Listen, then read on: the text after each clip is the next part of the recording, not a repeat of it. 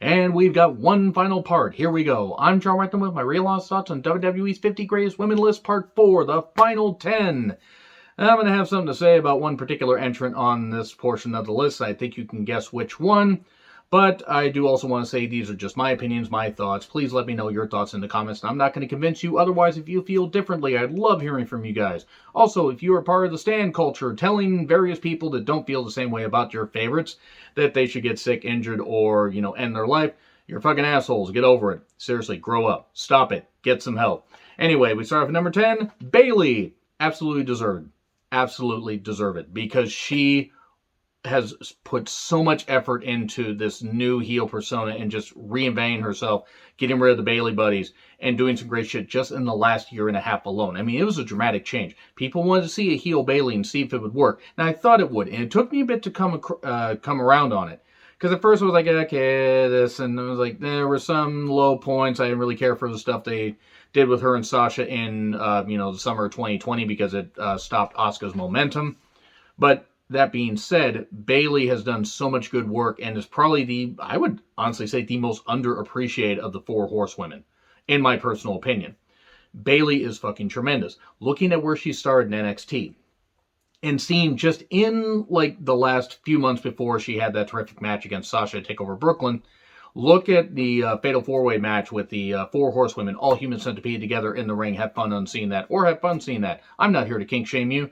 They, created some magic there. Sasha won the championship, had a terrific match at TakeOver Unstoppable against Becky Lynch. Great submission-based match. Really, really good stuff.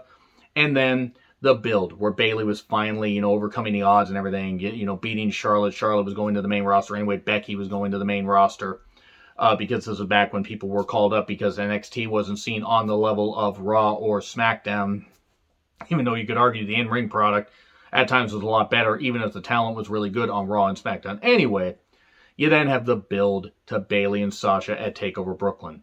One of my favorite matches, not just women's matches, one of my favorite matches of all time. I would argue that was probably the match of 2015, at least in the U.S., at least in my personal opinion. I'm not saying the Ring of Honor didn't have great stuff, but that probably was my favorite match of 2015.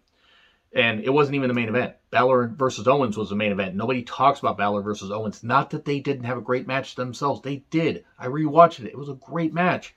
But Bayley and Sasha had the perfect storm of great story, great character, great emotion. I'm getting goosebumps just thinking about it. It was just goddamn great. The crowd made it. It had just been in front of a pedestrian crowd.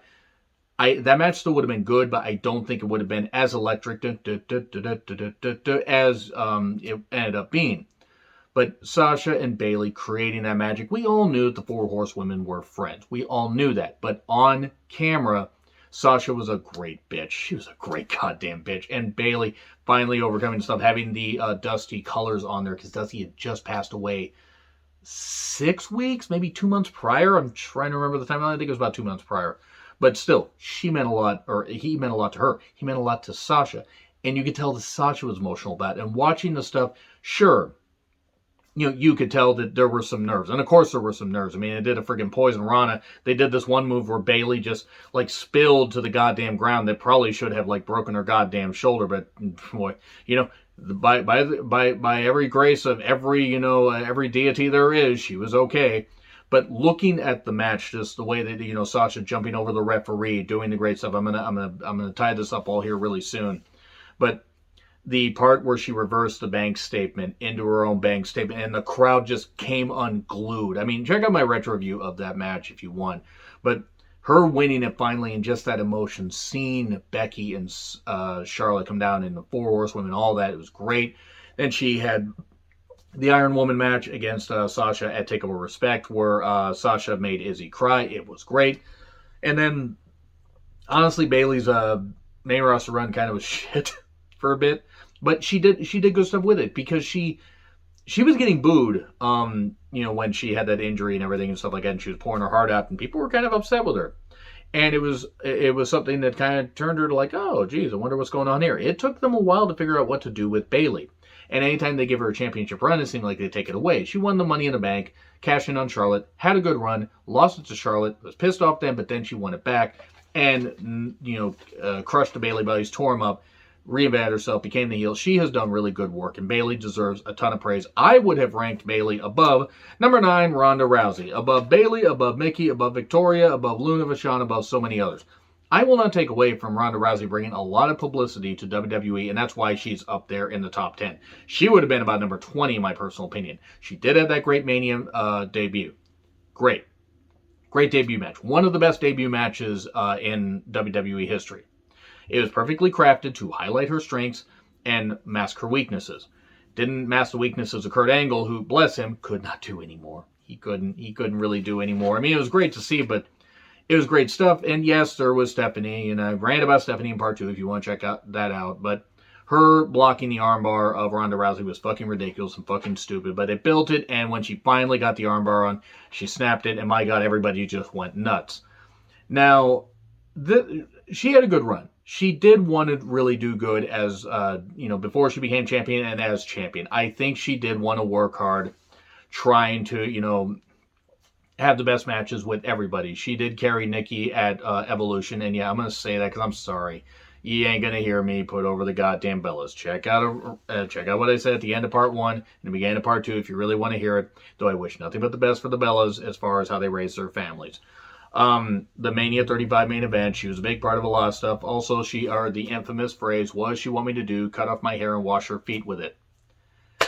That right there actually probably should have put her in the top 10. No, in all seriousness, I would have ranked her a little bit lower. I would have put Beth or Mickey in the top 10. I would have put Victoria above Ronda Rousey. But again, mainstream publicity and all that, I get why they put Ronda Rousey here. And I won't deny that she has some good accolades. And she had a hell of a run in the first year. But then she hasn't been back since. And in all honesty, does she really need to be back? No. I don't think she needs to be back. WWE has cooled off on caring about the women all that much. I mean, let's be perfectly honest. NXT, yes, they've had their women main event the shows. They've had them open the shows. They've had them do some great things on takeovers. Have they really cared about the women's division as much since Ronda Rousey left, especially on Raw and SmackDown? No, they haven't. Vince McMahon lost interest. Yes, Becky Lynch is pregnant. She decided to go home and be a mother, and good for her. And I'm not going to forget that. And Charlotte Flair is, off of TV currently due to an illness, which hopefully she recovers from, at least as of the recording of this video. And she's also going to be filming a remake of Walking Tall, because that needed to be remade because it wasn't even that good when The Rock did it. Now you're going to get somebody with infinitely less charisma to be the star. Moving on. Ronda Rousey, I get why she's on this list. I wouldn't have ranked her this high, but that's my take. Anyway, Lita, deserved. Absolutely deserved. She did a lot of really good shit in pretty much a short time in WWE, if you think about her main roster run. Because she had that neck injury where she was out for a while.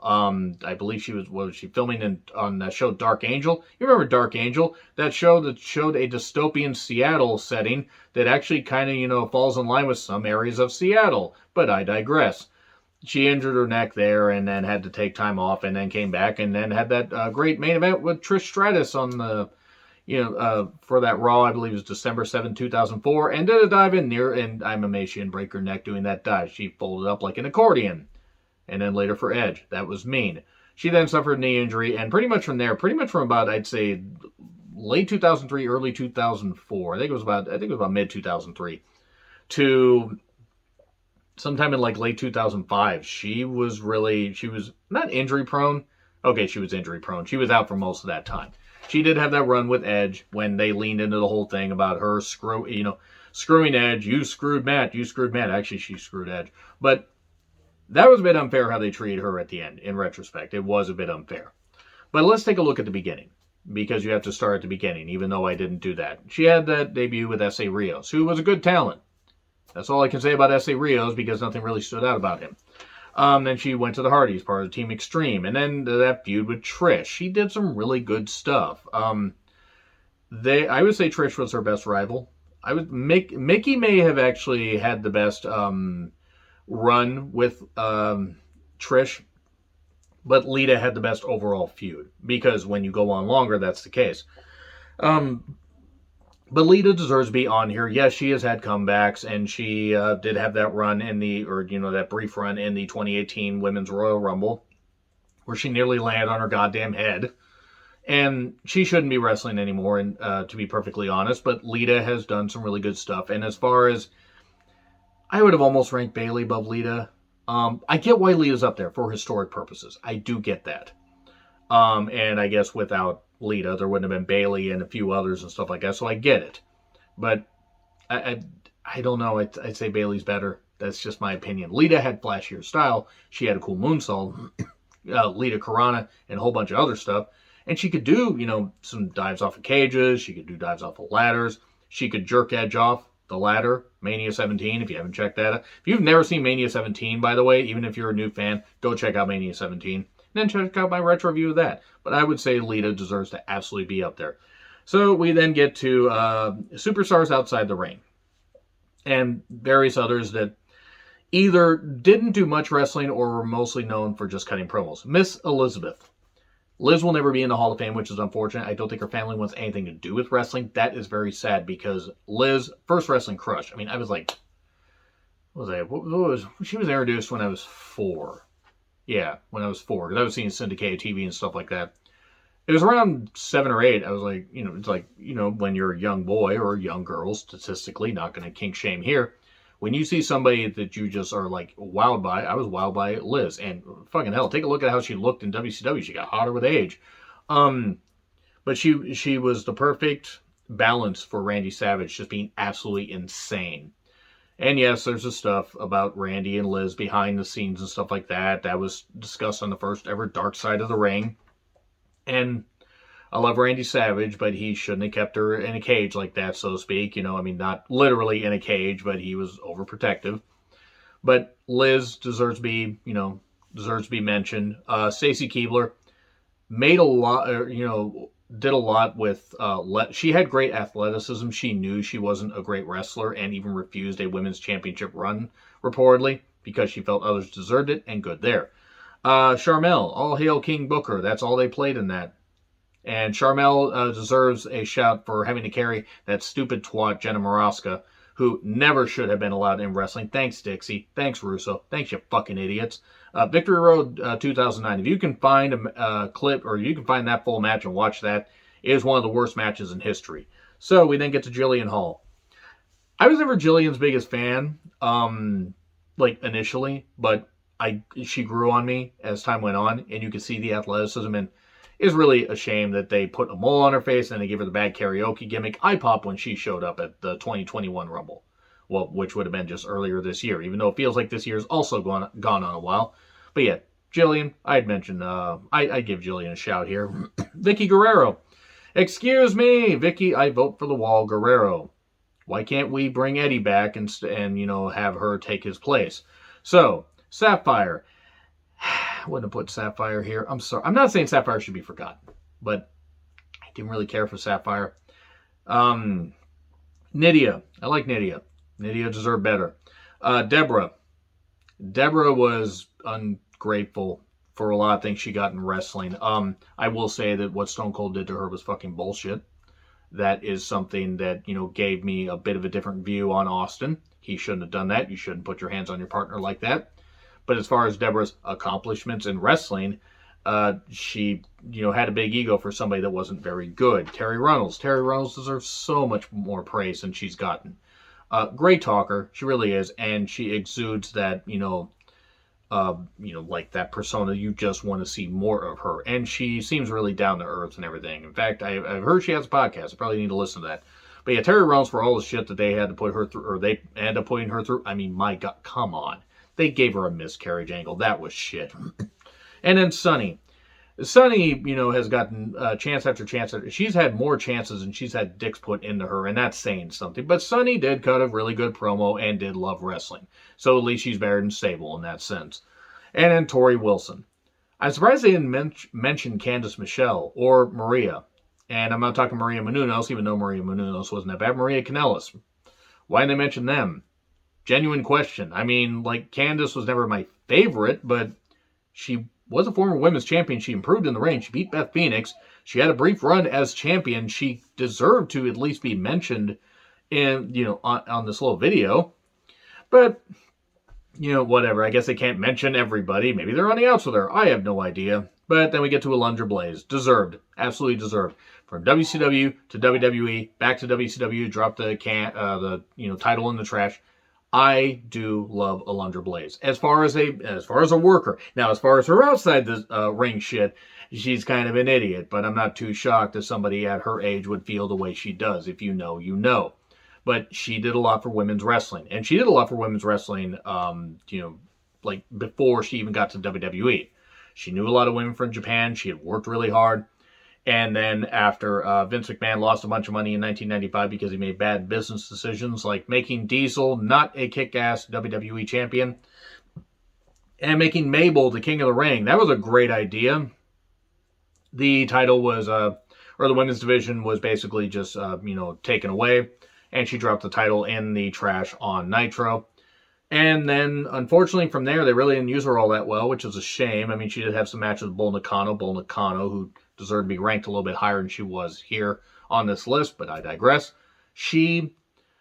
Alundra Blaze, Medusa, whatever you want to call her by, she really did a whole lot. She had that feud with freaking Oklahoma, the good God, Ed Ferrara, that goddamn piece of shit. Alundra Blaze then was inducted into the Hall of Fame. She did have a brief appearance, I believe, at Evolution, which we still haven't gotten Evolution 2, Electric Boogaloo, but Alundra Blaze in the Hall of Fame deserved to be there, and for her in-ring accomplishments alone. I wish she'd pull her head out of her ass as far as how she views people, but, it is what it is.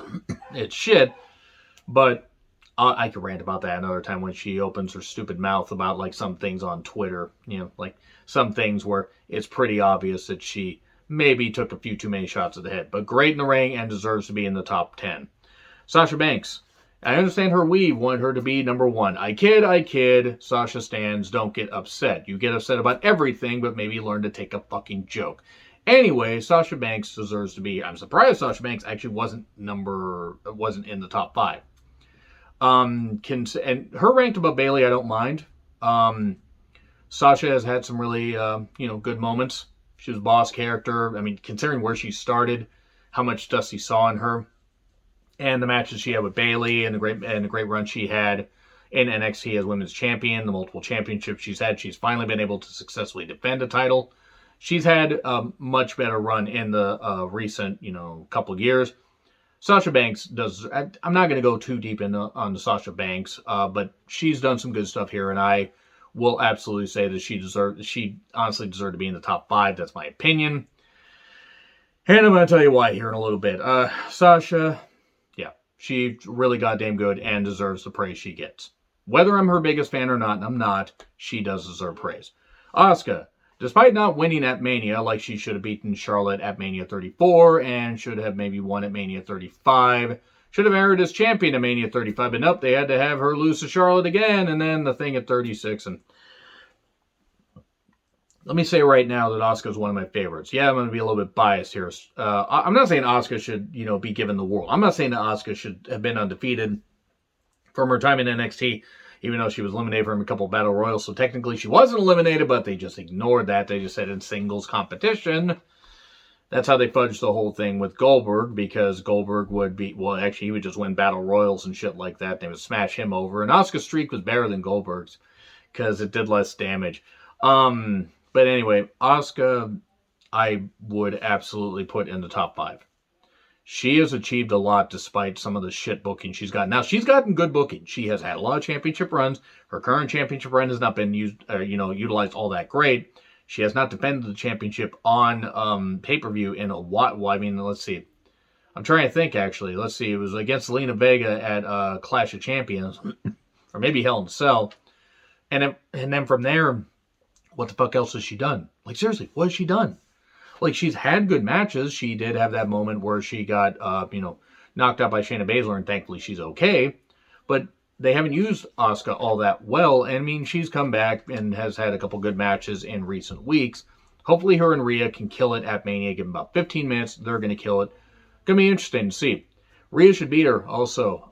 As much as I want Asuka to win at Mania, Rhea should win. But yeah, Asuka deserves to be here. Now we go to number 4, Chyna. I'm sorry, Chyna fans. Chyna should not be ranked in the top 5. To me. I want to explain why. Chyna got a Raw deal at the end of her career. At the end of her WWE career. It's fucking bullshit what Triple H and Stephanie did.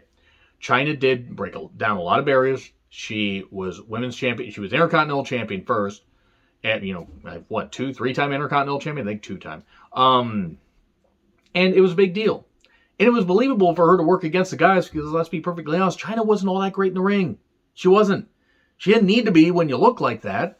And with the guys, she could, be moved around and stuff like that, and she could work pretty well with the right people. She was in the Royal Rumble, the first woman to be in the Royal Rumble. She would, nobody except Beth Phoenix would be in the Men's Rumble within the next, number of years. And then Nia Jax in 2019, I think. Was it 2019? It was 2019. This is where things get controversial, though. I've never been the biggest fan of Chyna. Now, I'm not saying that she doesn't deserve the praise that she gets. And I'm not saying she wasn't taken from everybody way too soon. She was. It's unfortunate that after her WWE run, after Triple H and Stephanie did what they did, all the fucking bullshit, and Vince too, that life kind of spiraled out of control. Now, eventually you need to get control of your issues, and it seemed like she did, and then it was too late, and that's a very tragic end. She should have been inducted in the Hall of Fame well before she was. While she was still alive. Same with Randy Savage. Same with so many others. It's a damn shame that she wasn't. It is a crime, in all honesty. Because whether I'm the biggest fan of her or not, she deserved to be inducted while she was still alive. And tell the fans thank you, and thank you so much. But she accomplished a lot. She was one of the women of the Attitude Era, and, pretty much of the Attitude Era, because by Judgment Day 2001, she was gone, right after that. But she was one of the big mainstays of the Attitude Era. She was somebody, okay, she may not have been great in the ring, but at least you could buy into her being featured more than somebody like Sable, because at least Chyna wanted to take bumps. At least Chyna took bumps, and Chyna could have matches where they were watchable, because she was with the right people, and also because she beat the shit out of Jeff Jarrett, and that was good stuff. Mr. broke 6,000 guitars, never drew a goddamn dime, because Jeff Jarrett's a goddamn idiot. But anyway, yeah. Multi-time Intercontinental Champion. I believe she was in the 99 and 2000 Royal Rumble. And she won the Women's Championship at WrestleMania 17, arguably the greatest WrestleMania of all time. I still think the greatest WrestleMania of all time. She accomplished a lot in her short run. Shame how it ended. Her run and her life, very, very tragic. And the fact that it took years for her to be inducted in the Hall of Fame after her death was fucking stupid. Really fucking stupid. I would have ranked her lower. I would probably rank her at number 10, but that's just me. I look forward to a bunch of rage in the comments, but these are just my opinions. And then we look at past generations. Wendy Richter, the Glamour Girls, Lilani Kai, and Judy Martin, Fabulous Moolah. Let me just say right now, I hope that Fabulous Moolah is buried in hell for the stupid twat she was and how many women she abused and helped, facilitate the abuse of. And people can say allegedly, I don't really fucking care. She held women's wrestling down. She deserves to be fucking ridiculed. And I went to Jumping Bomb Angels, who were really goddamn good. Sensational Sherry, one of my favorites. I'm glad she got inducted in the Hall of Fame before she passed away. Rockin' Robin, tweet, Rockin' Robin. Anyway, Mae Young as well. And, there were others that they could have looked at. Wendy Richter in particular. I'm glad that Wendy at least got a shout, but boy, they really fucked her over. When she could have been a big superstar, and Vince McMahon should have opened the goddamn wallet and paid her well and stuff like that. But nope, had to have Fabulous Moolah steal the championship from her. And we get to Becky Lynch. I miss seeing Becky on TV. And man, whenever she wants to come back, when, her motherly duties I can't get over that. I'm sorry. I mock accents. It's what I do. When she wants to come back, whenever she wants to come back, if she wants to come back, she can achieve some great things still. She has achieved a lot of great stuff. There are some that might say she's the least in the ring of the 4 horsewomen. I would disagree. I would have put Becky number 2, quite frankly. But I really like Becky. I think Becky's great, and I think Becky is a superb athlete who has developed a really good goddamn persona. And man, I'll tell you right now, when she snapped at Charlotte at SummerSlam 2018 and just beat the shit out of her, I remember watching it, and it's like everybody just went nuts. And Charlotte's supposed to be the baby face. She's the champion, everything. The crowd, you deserve it. God, you jackasses. But so fucking hilarious. Becky, though, Mania 35 main event. Great stuff that she's done. Great stuff that she had in NXT. That Irish jig thing, though, she did in the beginning. Holy shit, how did she overcome that? Oh, because Becky's really talented and she was going to overcome that shit. This was good stuff, though. I really like Becky. Becky's one of my favorites. Again, I would have ranked her number 2. But no, number 2 is Charlotte Flair because of nepotism. Yes, Charlotte is talented in the ring. I will not deny that, but I'm sorry. I'm not going to put Charlotte at number 2. Yes, you want to go championship accolades, cool. You want to go, a couple memorable moments, like, her wrecking Asuka's momentum at Mania 34, then right before Mania 35, and yes, that was a company call. I don't remember whose call it was for the Mania 35 one, but whoever did that, sorry, it's a goddamn idiot, whoever made the final fucking call. Whoever suggested it, like, why the fuck would you do that to Asuka? Like, Asuka versus Sonya Deville, even on the pre-show, would have been better than what we got with Charlotte holding the championship she didn't fucking deserve. I've never been the biggest fan of Charlotte. I won't deny her talent, but being number 2, that's fucking ridiculous. Being ranked over Alundra Blaze, being ranked over Sasha Banks, being ranked over Asuka, I'm shocked. No, wait, I'm actually not shocked. I really shouldn't be anymore because this is Vince McMahon. This is also a subjective list. I would not put Charlotte at number 2. That much I'll say. And I could rant plenty about it if I want, but you know what? If her and Andrade are happy together and they can go off and he can maybe, use his El Idolo to, like, put something in her so they could maybe have a kid and she could be off camera for a while, I'd be all for it because I really have no desire to see Charlotte on camera again. And I hope that, she's healthy. As of now, she has, she's sick and we know why and hopefully she's all right. But as far as a character, I've gotten bored and annoyed of her and she looks like she hasn't really cared about selling anything for a goddamn while. Anyway, but great athlete. I guess I'm actually amazed they didn't make her number 1. Number 1 was Trish Stratus. I mean, duh. Who the fuck else was it going to be? Of course it's going to be Trish Stratus. Trish is great. Is she the greatest women's wrestler ever? No. Is she the greatest women's champion ever? Arguably. At least in WWE. You'd be hard-pressed to find anybody better. At least my personal opinion. She had plenty of classic matches. The feud with Mickey, the feud with Victoria, how she improved from being a manager of Test and Albert, TNA, Do You Get It, Boobs and Ass, Am I Right, and taking the powerbomb from Bubba Ray Dudley, and in polishing that hard wood on camera and being, a ice cream vendor who wants some sweet satisfaction, 1 scoop or 2. Why do I remember this random shit? But I can't remember when I wake up in the morning. Trish accomplished a lot. And has still done great things, in her appearances since. And when she showed up as number 30 at the 2018 Rumble, I was happy.